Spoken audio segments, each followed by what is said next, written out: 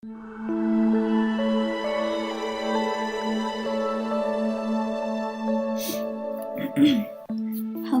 and welcome to my Modern Art History final project.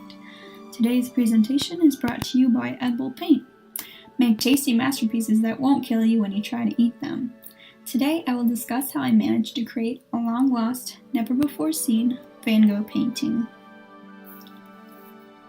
The most recognizable thing about Vincent van Gogh's art pieces is the brushwork. Van Gogh uses very gestural and organic brush strokes throughout all of his pieces. As for his portrait work, the swirling lines are often not on the face, but in the background hair or clothing.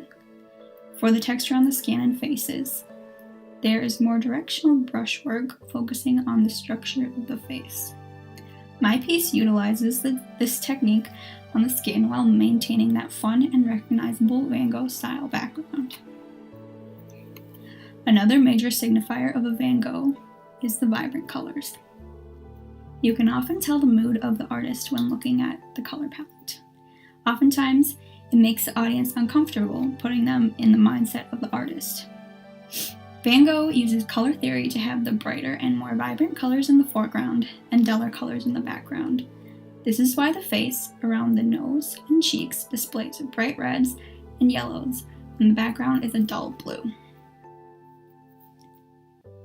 As for the subject matter, Van Gogh's most known portraits are often males. I would say that his most powerful pieces are his self-portraits. There's always a certain pain in his eyes. I tried to replicate that emotion in my own model's eyes. Since I'm not a bearded man, I decided to use a model who is closer to replicate the Van Gogh archetype. Van Gogh often depicts your average working-class individual who always seems to be bored, sad, or both. I altered the features slightly to give it more emotion and drew it from observation instead of tracing, since Van Gogh did not trace his paintings. It is almost impossible for somebody to replicate the same state of mind as Van Gogh. He now is considered to be bipolar. I think it is something deeper that is hard to compare to be able to create such beauty from something so heartbreaking. The biggest problem with all the Van Gogh forgeries is that they cannot capture that emotion, so instead they try to capitalize from it. Van Gogh's models are typically centered on the canvas. My piece mimics that idea. In addition, the model's eyes are looking directly into the souls of the audience, further provoking a mix of emotions. My piece could easily fool the untrained eye. There are several ways in which this piece could be a more pristine forgery. It boils down to the lack of materials.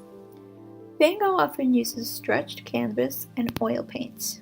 I used canvas board and acrylic paints because that was what I had available to me. Regardless, I carried on and came through in the end. Any good forgery is nothing without the final touch. The final touch being a replica of the artist's signature. You can see floating above the left side shoulder is the playful and simple writing of the name Vincent.